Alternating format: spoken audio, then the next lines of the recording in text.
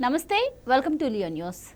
తెలంగాణలో హైడ్రా ఒక సంచలనంగా మారిన విషయం మనందరికీ తెలిసిందే. ఇక రంగంలోకి దిగిందంటే ఎక్కడ ఆగేది లేదు అన్నట్టు నిన్న మొన్నటి వరకు హైడ్రా అయితే పనిచేసింది. బఫర్ జోన్లో అడ్డగోలుగా నిర్మించిన వాటిని కూడా హైడ్రా ఇప్పటి వరకు కూల్చివేస్తూ వస్తుంది. అయితే దీనిపై ఎంత నెగిటివ్ రెస్పాన్స్ వచ్చిందో అంతే పాజిటివ్గా కూడా రెస్పాన్స్ వచ్చిన సందర్భంలో మరి దీనిపై చాలా కేసులు కూడా నడుస్తూ ఉన్నాయి. ఇక అన్నింటికి తోడు మరి హైడ్రా దూకుడైతే కొంత తగ్గింది అంటున్నారు. మరి ఆ దూకుడు ఎందుకు తగ్గింది అంటే అయితే ఇక్కడ హైడ్రాను కూడా సామాజిక వర్గాల పరిధిలోకి తీసుకొచ్చి కొంతమంది సోషల్ మీడియాకి సంబంధించినటువంటి వాళ్ళు ప్రచారం చేయడంతో మరి హైడ్రా కూడా కొంచెం దూకుడు తగ్గించింది. హైడ్రా చేతులు కూడా కట్టేశారు అంటున్నారు. ఇంతకీ ఆ సోషల్ మీడియాకు సంబంధించినటువంటి వాళ్ళు ఎలాంటి ప్రచారం చేస్తున్నారు, మరి హైడ్రా దూకుడు ఎందుకు తగ్గింది, మరి వాళ్ళు కూడా ఒక ప్రకటన అయితే చేయడం జరిగింది. ఇక నిర్మాణంలో ఉన్న వాటిని మాత్రమే కూలుస్తాము, నిర్మించిన వాటిని ఇక నుంచి కూల్చివేయము అని చెప్పి కూడా చెప్పడం అయితే జరిగింది. దీనికి సంబంధించి మరిన్ని వివరాలు తెలుసుకుందాం. మనతో పాటు ఉన్నారు senior political journalist Durga Kumar గారు.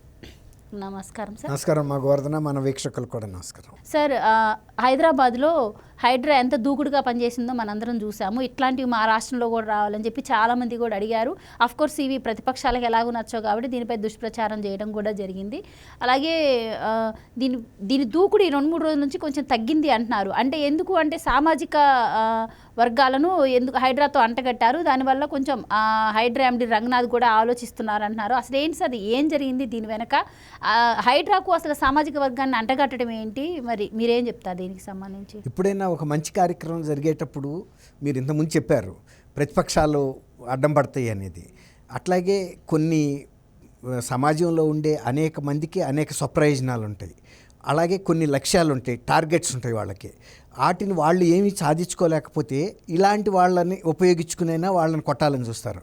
అంటే వేరే వాళ్ళ భుజం మీద తుపాకీ పెట్టి వీళ్ళని ఎవరు లక్ష్యంగా చేయదలుచుకున్నారో కొట్టదలుచుకున్నారో అలా కొట్టాలనే ప్రయత్నం జరుగుతుందనేది హైడ్రాలో పనిచేస్తున్న సిబ్బంది కూడా ఫీల్ అవుతున్నారు. మమ్మల్ని స్వేచ్ఛగా పనిచేయనివ్వటం లేదు. వివిధ సామాజిక మాధ్యమాలకు సంబంధించిన వాళ్ళు కానీ కొంతమంది వ్యక్తులు కానీ స్వప్రయోజనాలు ఉన్న వ్యక్తులు వాళ్ళు మమ్మల్ని ఒక ఆయుధాలుగా మలుచుకుని వాళ్ళు ఎవరినైతే కొట్టదలుచుకున్నారో మమ్మల్ని ఉపయోగిస్తున్నారు. దీని మూలాన మాకు చేతులకి బంధించినట్టు అవుతుంది, తర్వాత మమ్మల్ని బ్లాక్మెయిల్ చేసే స్థితికి కూడా వస్తున్నారని వాళ్ళు కొంత ఇబ్బందిగా ఫీల్ అవుతున్నమాట వాస్తవం. అదే మీరు ఇంతకుముందు ఒక మాట చెప్పారు, 2-3 రోజులుగా స్పీడ్ తగ్గింది అని. స్పీడ్ తగ్గింది అంటే కొన్ని ముందుగా దూకుడుగా వెళ్ళినప్పటికీ కూడా అసలు హైడ్రా అనేది ఎందుకు పెట్టారనేది మనం ఇక్కడ కొంచెం చర్చించుకోవాలమ్మా. చాలామంది ఏమనుకుంటున్నారంటే చెరువు ఫుల్ ట్యాంక్ లెవెల్లోనూ తర్వాత బఫర్ జోన్లోనూ కట్టిన నిర్మాణాలని కూల్చడమే హైడ్రా లక్ష్యం అనుకుంటున్నారు. అందుకోసమే హైడ్రాని పెట్టారని. అది హైడ్రాలో ఉన్న లక్ష్యాల్లో ఒక భాగం మాత్రమే. అది కాకుండా కూడా హెచ్ఎండిఏకి సంబంధించిన స్థలాలు కానీ జిహెచ్ఎంసికి సంబంధించిన స్థలాలు కానీ ఇతర మున్సిపల్ కార్పొరేషన్లు పంచాయతీలకు సంబంధించిన గవర్నమెంట్ స్థలాలు కానీ పార్కులు కానీ తర్వాత వీళ్ళకి సంబంధించినటువంటి మేజర్ చంక్స్ ఆఫ్ ల్యాండ్స్ ఉన్నాయి, రిజర్వ్డ్ ల్యాండ్స్. అప్పుడప్పుడు గవర్నమెంట్ ఆక్షన్ పెట్టి అమ్ముతున్నాయి. అలాంటి వాటిని కూడా ఆక్రమించిన సందర్భాలు ఉన్నాయి. తర్వాత ట్రాఫిక్ కూడా ఎటుని డైవర్షన్ చేయాలి, తర్వాత ట్రాఫిక్ ఎక్కడ కంజెషన్గా ఉంటే అక్కడ రోడ్లని వైడెన్ చేసే కార్యక్రమం కూడా వీళ్ళ లక్ష్యంలో ఒకటి విధుల్లో వాటిని రికమెండ్ చేయాలి, ఎక్కడ ఎంత రోడ్లు విస్తరించాలి అనేది. అట్లాగే తర్వాత ఇంకోటి ఏంటంటే వీళ్ళు ఎలక్ట్రిక్ లైన్స్ ఉన్నాయి చూసారా, పవర్ లైన్స్ కూడా ఎక్కడన్నా ఆక్రమణలు జరిగితే పవర్ లైన్స్ కింద కూడా ఆక్రమిస్తారు కదా, అట్లాంటి ఆక్రమణలు కానీ అలాగే పవర్ లైన్స్ ఎక్కడన్నా జరపాల్సిన పరిస్థితి ఉంటే కూడా వాటిని కూడా వీళ్ళే చూసుకోవాలి. ట్రాఫిక్ నియంత్రణ కూడా వీళ్ళకి కొన్ని బాధ్యతలు ఉన్నాయి. అట్లా విస్తృతమైన విధులతో ఏర్పాటు చేసింది హైడ్రా. అట్లాంటిది వాళ్ళు దాన్ని ఏం చేశారంటే వీళ్ళు కొంతమంది వ్యక్తులు ముందు దూకుడుగా వెళ్ళి ఇప్పుడు కన్వెన్షన్ అయితే కూల్చేశారు. కన్వెన్షన్ కూల్చారు కానీ దాని యొక్క ప్రయోజనం నెరవేర్చడానికి పూర్తిగా జరగాల్సిన పనులు జరగలే. అక్కడ స్ట్రక్చర్ అయితే కూల్చారు, నిర్మాణం ఒక రిటైనింగ్ వాల్ కట్టేశారు చెరువు లోపలికి వెళ్ళి కన్వెన్షను. ఇప్పుడు ఏం జరగాలంటే ఒకటి ఫస్ట్ ఆ డెబ్రీస్ అన్నీ తీసేయాలి అక్కడ. తర్వాత రిటైనింగ్ వాల్ కట్టారు కదా, ఆ రిటైనింగ్ వాల్ యొక్క మట్టిని ఆ రిటైనింగ్ వాల్ని చెరువు లెవెల్ ఎంత అయితే ఉందో ఆ లెవెల్ వరకు తీసుకుంటూ వెళ్ళినప్పుడు ఆ చెరువు సహజ సిద్ధంగా నీళ్లు ఎక్కడి వరకు వెళ్తే అక్కడి వరకు ఫుల్ ట్యాంక్ లెవెల్ అనేది ఒక థంబ్ రూల్ అనమాట, ఒక నాటు సిద్ధాంతం. అక్కడ నుంచి 30 మీటర్స్ బఫర్ జోను, ఆ బఫర్ జోన్ కూడా ఎవరు కూడా నిర్మాణాలు చేయడానికి వీల్లేదు. అది ఒకవేళ పట్టా అంటే నిజాం టైంలో ఏంటంటే నీళ్లు కనుక లేని టైంలో పేద రైతులు ఒక పంట పండించుకోవడానికి పట్టా ఇచ్చారు. అది కనుక నీళ్లు వర్షం వచ్చి కనుక నీళ్లు మునిగిపోతే ఏం చేయడానికి లేదు. ఆ పట్టాని అడ్డం పెట్టుకుని చాలామంది వాళ్ళ పెద్ద మనుషులు కానీ రియల్ ఎస్టేట్ వెంచర్లు వేసిన వాళ్ళు కానీ కొంతమంది రాజకీయ నాయకులు కానీ అది పట్టా ల్యాండ్ అని చూపిస్తున్నారు. పట్టా ల్యాండ్ అంటే పూర్తి పట్టా అధికారం వాళ్ళకు ఉండదు, కేవలం పంట పండించుకోవాలంతే. అక్కడ ఎలాంటి స్ట్రక్చర్ కూడా వేయకూడదు. ఇప్పుడు దాన్ని అడ్డం పెట్టుకుని చాలామంది మేము పట్టా అని వెంచర్లు కూడా వేశారు. ఇప్పుడు కన్వెన్షన్ కూల్చారు. అది పర్యావరణం పూర్తి కనుక అంటే ప్రయోజనం కలగాలంటే నేను చెప్పినట్టు దాన్ని అంతటిని క్లీన్ చేయాలి. అదే కనుక జరగాలంటే హైదరాబాద్లో సగం వెంచర్లు ఉండవు. ఈవెన్ మాసప్ ట్యాంక్ లాంటి ప్రధానమైన ప్రదేశం కూడా అది ఒక చెరువు. మాసప్ ట్యాంక్ అంటేనే అర్థమవుతుంది కదా, అదొక చెరువు. అట్లాంటి చెరువులు కొన్ని వేలు ఉన్నాయి హైదరాబాద్లో. మరి ఎన్నని తీయగలుగుతారు? తర్వాత మాసప్ పెద్ద పెద్ద చెరువు ఫుల్ ట్యాంక్ లెవెల్లో చెరువు గర్భంలో కూడా పెద్ద పెద్ద కాలేజీలు కట్టారు. ఒక కాంప్లెక్సెస్సే మెడికల్ కాలేజీ, బీఆర్ఎస్ ఎమ్మెల్సీ ఆయన కూడా ఈ మెడికల్ కాలేజీ కట్టాడు. తర్వాత ఓవైసీ వాళ్ళు కట్టింది కూడా సంగడకుంట, అదేదో దాని పేరు ఓల్డ్ సిటీలో, అది కూడా గర్భంలోనే కట్టారు. ఇలాంటి అనేకం ఉన్నాయి. ఈ తర్వాత చాలా కాలనీస్ ఉన్నాయి. ఇప్పుడు ఇక్కడికి వచ్చేటప్పటికి దుర్గం చెరువు దగ్గరికి వచ్చేటప్పటికి అది ఒక డాక్టర్స్ కాలనీ ఉంది, నెస్ట్ అని. ఆ కాలనీ కూడా పూర్తిగా దుర్గం చెరువులో ఉందనేది వీళ్ళు నోటీసులు ఇచ్చారు.